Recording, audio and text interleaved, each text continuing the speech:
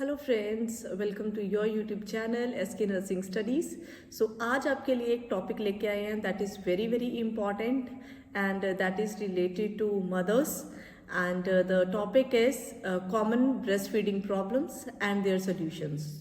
तो चलिए डिस्कस करते हैं विदाउट एनी डिले।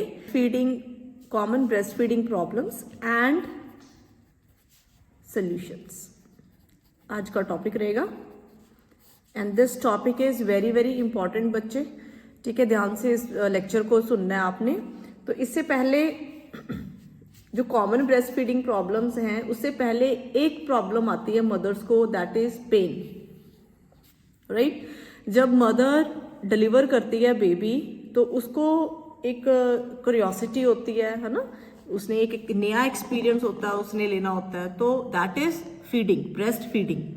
तो जब ब्रेस्ट फीड करती है मदर तो उसको ना 30 सेकेंड्स के लिए अगर पेन हो रहा है, क्योंकि पेन तो देखो यूजुअल है कि होगा ही होगा, बट अगर वो पेन 30 सेकेंड्स के लिए हो रहा है तो it means that pain is normal to the mother. But अगर वही पेन मोर देन 30 सेकेंड्स के लिए होगा तो it means that pain is not normal to the mother. We have to take care. हमें ये चीज देखनी पड़ेगी कि प्रॉब्लम कहाँ पे अराइज हो रही है, प्रॉब्लम कहाँ पे अराइज हो रही है कि मदर जो है वो पेन फील कर रही है। तो इसका मतलब ये है कि पेन इसलिए हो रही है क्योंकि पुअर क्या है, latching, poor attachment to the baby. अब पुअर अटैचमेंट का मतलब क्या हो गया, पुअर अटैचमेंट का मतलब क्या हुआ कि इसका मतलब बेबी जो है उसका माउथ जो है वो वाइड ओपन नहीं है जब वो फीड ले रहा है। ठीक है, और दूसरी बात कि उसकी जो टंग है वो भी टच नहीं कर रही है ब्रेस्ट को। राइट, और इसका मतलब baby is only sucking the nipple. Baby जो है वो अरियोलर टिश्यू जो है उसको प्रेस नहीं कर रहा है क्योंकि वहां पे क्या है, डक्ट्स है। राइट, तो अब उसको नहीं करेगा बच्चा, सक नहीं करेगा, उसको प्रेस नहीं करेगा तो क्या होगा, पेन रिलीज होगा। अब देखिए धीरे धीरे क्या होगा, वो पेन जो है ना वो बढ़ता जाएगा। अब जब पेन बढ़ता जाएगा, अब सिर्फ निप्पल को ही वो बच्चा सक कर रहा है, अब वो अरियोलर पार्ट को टच नहीं कर रहा है, तो क्या होगा, धीरे धीरे वो निप्पल सोर होने लगेगा और धीरे धीरे other breast feeding problems arise होने लगेंगी। तो we have to take care of the mother and being a health worker we have to advise we have to advise the mother कि उन्होंने अगर पेन होगा तो क्या क्या चीजें करनी है। सो हमें उनको यही चीज के लिए अवेयर करना है कि जो अटैचमेंट होगी, लैचिंग होगी, that should be proper. Second जो प्रॉब्लम मेन अराइज होती है ना, that is related to inadequate breast feeding. देखिए सबसे पहला मैंने आपको पॉइंट बताया पेन बच्चे, दूसरा होता है इनएडुकेट मिल्क प्रोडक्शन और आउटपुट। अब देखिए क्या होता है कि जब ना बेबी डिलीवर होता है तो मैंने आपको पहले भी बताया था कि with in half an hour and with in 1 hour of the delivery, अगर वो नॉर्मल डिलीवरी है तो हाफ एन आवर, अगर वो सजेरियन सेक्शन है तो वो सी सेक्शन है तो आपने 1 आवर के बीच में जो मिल्क है वो ब्रेस्ट फीड स्टार्ट करवा देनी है, बोला था ना। तो बट अब क्या होता है कि it will take 3 to 5 days। अब अच्छे से जो दूध है उसकी प्रोडक्शन हो, मिल्क की प्रोडक्शन हो, जो ग्लैंड्स हैं वो सिक्रीट करें मिल्क, उसके लिए it will take 3 to 5 days। But mothers जो है ना जब वो स्ट्रेस में आ जाती हैं, वो हाइपर हो जाती हैं कि भाई मैंने अपने बेबी को दूध पिलाना है, मुझे दूध क्यों नहीं आ रहा, या फिर रिलेटिव्स बोलते हैं, फैमिली मेम्बर्स बोलते हैं कि दूध नहीं आ रहा, तो क्या करते हैं, we are going to switch our baby to top feed. हम ना टॉप फीड पे लगा देते हैं and that is very very wrong. हमने बच्चे को टॉप फीड पे नहीं लगाना है। We have to see, we have to wait. अब देखो 2 days के लिए वेट नहीं कर पाते हैं, so we have to wait for 3 to 5 days, क्योंकि वो लैक्टिफेरस डक्ट्स जो हैं वो खुलना स्टार्ट होंगे और मिल्क जो है वो प्रोड्यूस होना शुरू होगा। तो अब उससे क्या होगा, उससे वो सकलिंग जो है ना, सकलिंग रिफ्लेक्स वो भी ज़्यादा होगा। बट अगर हम 2 डेज में वेट नहीं कर 2 डेज के बाद टॉप फीड पे स्विच ऑन करते हैं ना बेबी को, तो क्या होता है, तो ये जो डक्ट्स होते हैं ये बंद होने शुरू हो जाते हैं और मिल्क की प्रोडक्शन जो है वो कम हो जाती है। तो जब ये कम हो जाएगी तो क्या होगा, तो कम होगी तो क्या हो जाएगा, तो फिर अदर कॉमन प्रॉब्लम्स जो है ब्रेस्ट की वो अराइज हो जाएंगी। तो इसके लिए हमें वेट करना है 3 to 5 डेज सो दैट हम अपने बच्चे को ब्रेस्ट फीड अच्छे से करवा सके। So you have to aware the mother related to this also. So first is pain and second is inadequate milk production.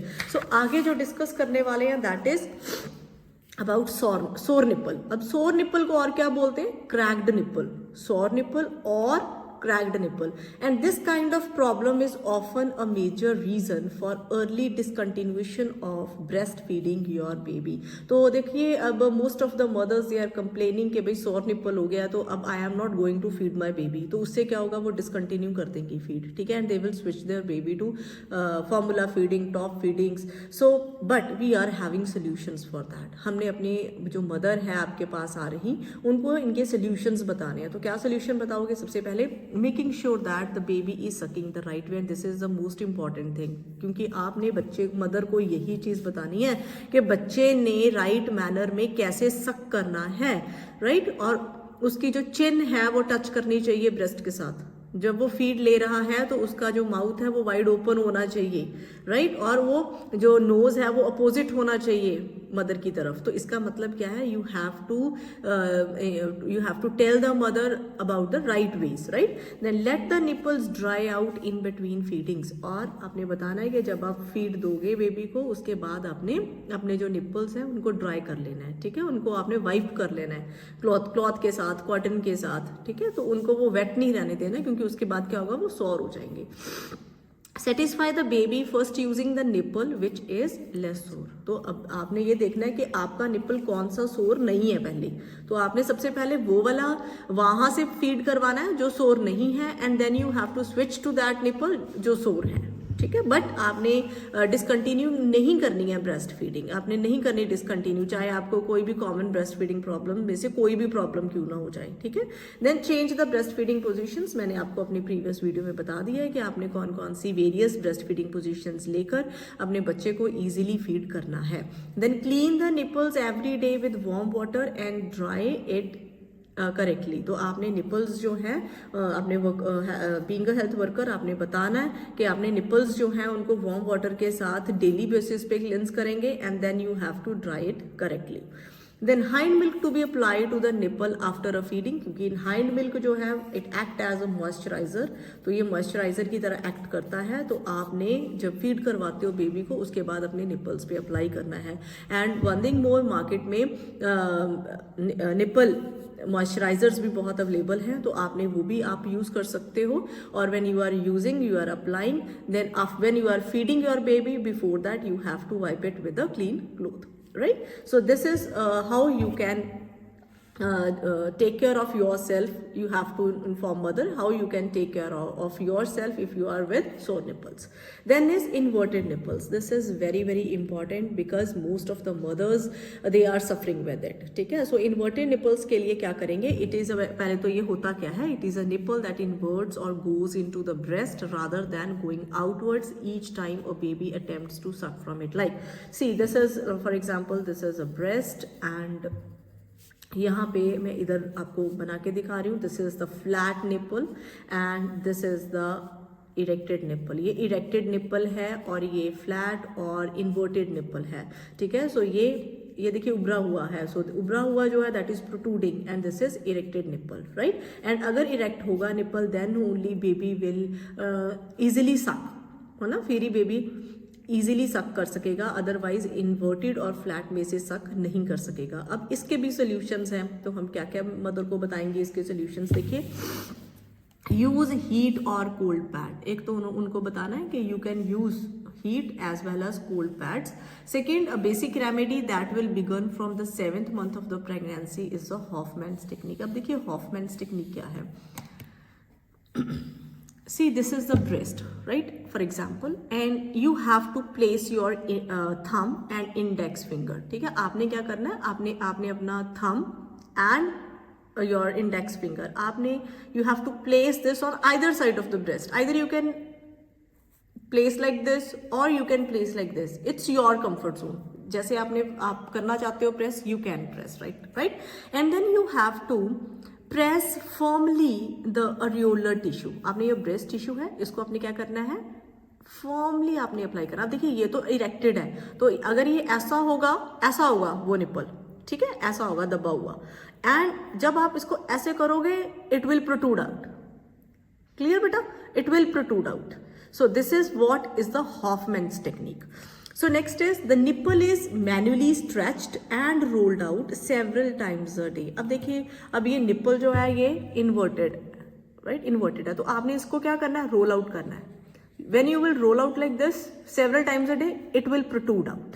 जैसे अभी ये प्रोट्रूड हुआ है, when like ऐसा है, आप इसको रोल करोगे and it will come out.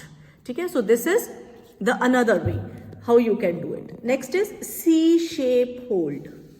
Very important. आजकल ये टेक्निक में बहुत चल रहा है C shape hold. अब कैसे करना है C shape, देखिए आप C shape बनाओगे, ऐसे आप C शेप बनाएंगे, ठीक है, और C शेप बनाने से ऐसे आइदर यू होल्ड इट, और आप जब होल्ड करोगे ऐसे C बनाओगे, और इसको ना प्लेस करना है, और यहां से you have to protrude it. देखिए ये अंदर है, ये इन्वर्टेड है, तो आपने इसको ऐसे प्रोट्रूड करोगे, it will come out. Clear है बेटा, it will come out like this. And for example this is your mouth, right, and baby's mouth. And जब आप बेबीज माउथ जो है ना, आपने पहले upper lip and then lower lip, upper lip and lower lip पे nipple लगाएंगे, and then you have to, then the baby will open his or her wide mouth, and then the baby will suck. And baby will not suck only the nipple. You have to see that baby will suck the areolar part also. ठीक है ना. So this is called C shape hold. So next is use breast pump. As usual, most of the mothers are using this, available in market easily. Use plastic syringe, most commonly used in hospitals, plastic syringe, and this is also used to withdraw the nipples. I'll tell you how you have to prepare this. For this you need one syringe, one cutter, and you have to cut the syringe from this line. ठीक है, आपने cut करनी है from this line with the help of cutter, as I have cut it from here, see. ठीक है, and then you have to insert the plunger. आप plunger insert करोगे not from this line, from the cut line, and then you have to push it. So likewise, see, so this is the inverted nipple, for example. You have to insert like this, and then you have to withdraw like this. ठीक है, आपने ऐसे withdraw करना है, and then the nipple will bulge out, right. So this is plastic with the help of plastic syringe. So हाँ, आप sucker का काम कर सकते हो. सो ऐसे हम एक संक्शन बना के इसको बल्ज आउट कर लेंगे. ठीक है, so these are the ways how you can convert the inverted nipples into erected nipples. I hope बच्चे यू ऑल अंडरस्टूड कि आप कैसे हॉफमैन्स टेक्निक कैसे करोगे, आप मैनुअली कैसे रोल आउट करोगे निपल को, C शेप कैसे बनाओगे. Breast pump is a machine and most of the mothers are having this, and plastic syringe also. I have told you कि आपने कैसे प्लास्टिक सिरिंज से एक वो शक्कर बना लेना है, और आपने इन्वर्टेड निपल को इरेक्ट में कन्वर्ट करना है. So next is inadequate supply of breast milk. Inadequate supply of breast feed, ये मैंने आपको बता दिया, इनएडुकेट मिल्क प्रोडक्शन पहले ही. So this is usually a problem with mothers which are often with in lots of stress and difficult to relax. So ये इन mother's में होगा जो बहुत ज़्यादा टेंशन लेते हैं, स्ट्रेस लेते हैं, और वो रिलैक्स जल्दी से नहीं होते हैं. तो उनमें क्या होगा, ये जो मिल्क प्रोडक्शन है वो भी कम हो जाती है. और मैंने आपको अभी पहले भी बताया है कि इनएडुकेट मिल्क प्रोडक्शन उन केसेस में भी हो सकती है अगर आप अपने बच्चे को, आप वेट नहीं करते हो आफ्टर डिलीवरी 3 to 5 डेज के लिए, आप 2 डेज में ही अपने बच्चे को टॉप फीड पे लगा देते हो, तो तब भी ये चांसेस हो जाते हैं कि जो मदर है उनका जो मिल्क है उनकी प्रोडक्शन नहीं हो पाती है, राइट. और उन केसेस में भी होगा जब मदर टेंशन लेगी, स्ट्रेस लेगी, वो रिलैक्स नहीं रह पाएगी. तो ऑब्वियसली इसका सोल्यूशन क्या रहेगा कि मदर को बोलना है कि यू शुड बी रिलैक्स. ठीक है, आपने रिलैक्स रहना है, आप you should have sufficient rest, change breast feeding positions, आपने अपनी पोजिशनिंग चेंज करते रहना है। And if you are facing the problem, you have to go to a doctor and take advice from your doctor. So next is breast engorgement. This is also, जैसे मैंने आपको बोला था, इन्वर्टेड निप्पल, ये भी बहुत कॉमन प्रॉब्लम है। And breast engorgement is also one of the most common problem which the mothers are facing. Yeah, almost all mothers are facing this problem. So breast engorgement is when breast gets full of milk. अब देखिए breast जो है उसमें सारा जो ये ducts है ना, यहाँ पे ये सारे फुलनेस हो जाती है, it is full of milk and they may feel hard, tight and pain. तो इसमें सिम्टम्स क्या रहेंगे मदर के लिए? मदर क्या फील करेगी कि उसकी जो ब्रेस्ट है ना वो हार्ड हो गई है। ठीक है, जैसे अब देखिए यहाँ पे जो ब्रेस्ट में अगर यहाँ पे ऐसे करूँ तो दिस इज सॉफ्ट है ना, ये देखो सॉफ्ट है, बट वहां पे क्या होगा, जो मदर की ब्रेस्ट होगी वो बहुत हार्ड हो जाएगी, बहुत हार्ड हो जाएगी। अगर टच करेंगे तो पेन फील होगा, तो एंड फीवर हो जाएगा मदर को, टाइट हो जाएगी उसकी ब्रेस्ट। सो इन केसेस में क्या करना है, क्या सोल्यूशंस, आप क्या सोल्यूशंस दोगे? सबसे पहले you have to inform to mother कि आपने फ्रीक्वेंट फीडिंग करते रहना है, आपने फीडिंग नहीं छोड़नी है।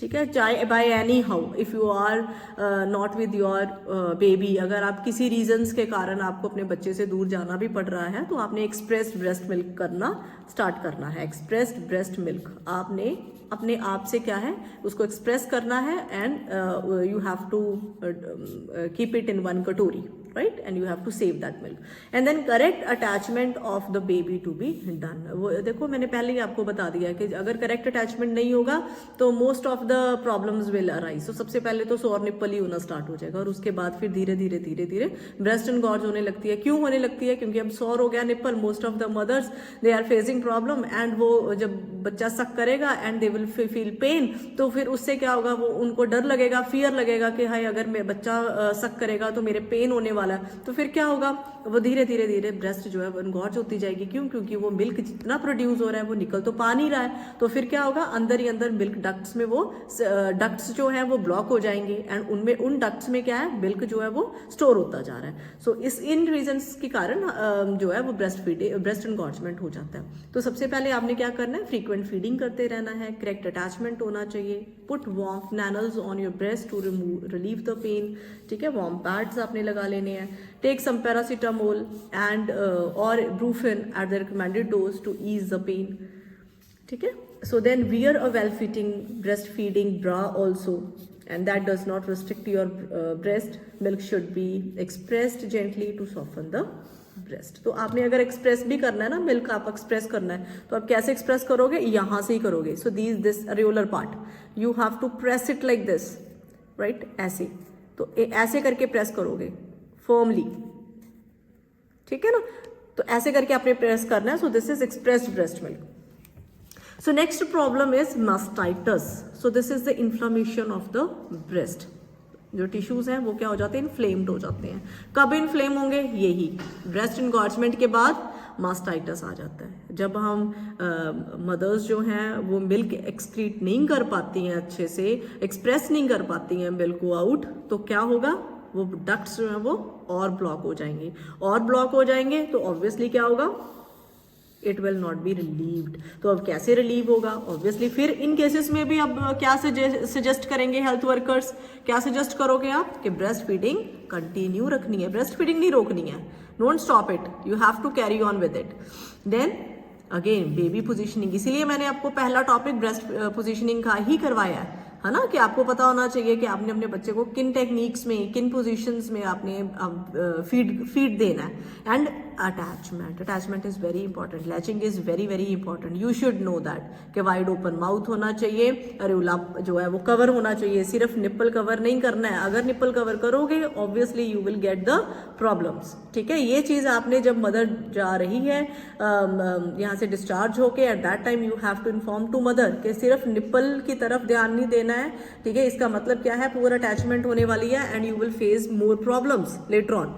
Then let your baby feed on the tender breast first. तो आपने सबसे पहले, जैसे मैंने उधर बताया था ना सोर निप्पल में, कि सबसे पहले आपने किस निप्पल से करवाना है फीड बच्चे को, जो सोर नहीं है। बट अब यहाँ पे क्या है, ऑपोजिट है, यहाँ पे आपने फीड करवाना है जो टेंडर है पहले, ठीक है, उसमें से आपने कोशिश करनी है कि बेबी जो है वो फीड लेना स्टार्ट करें. And if the affected breast still feels full after a feed of your baby can not feed for some reason and then express your milk by hand.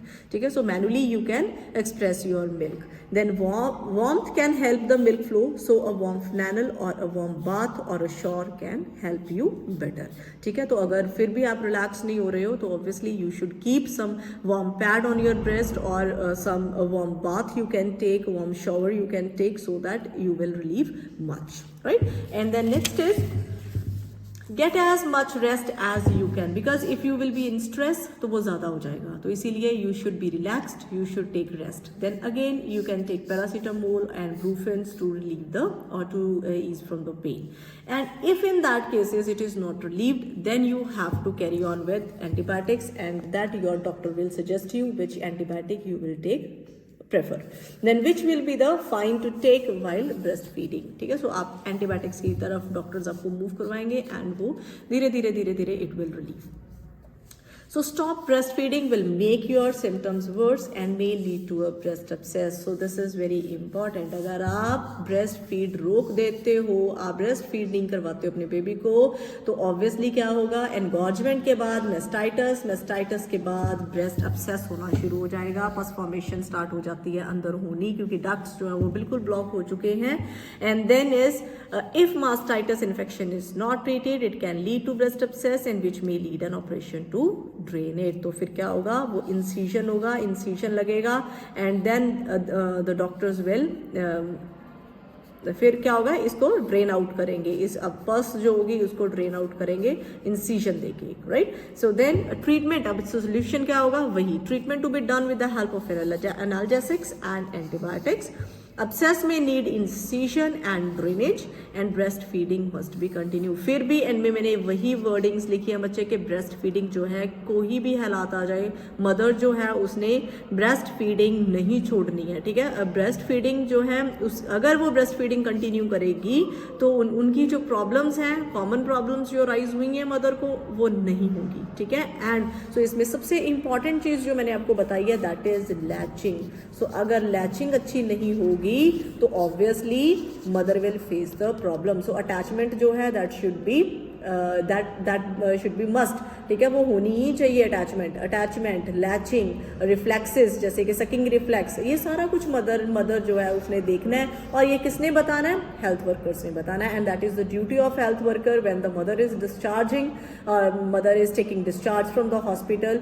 The health worker should inform mother related to all those things कि उन्होंने breast feed कैसे करना है और क्यों, क्योंकि ये जो एक्सपीरियंस होगा that is the new experience for the mother and this is the lovely experience, fun process for the mother, and ये उसके लिए it's a new experience, right? So that is what you have to inform to the mother when she is discharging from the clinic. So this is all about today's session. I hope you all understood in a better way, and thanks for watching, and please subscribe our channel, like our videos. Thank you so much.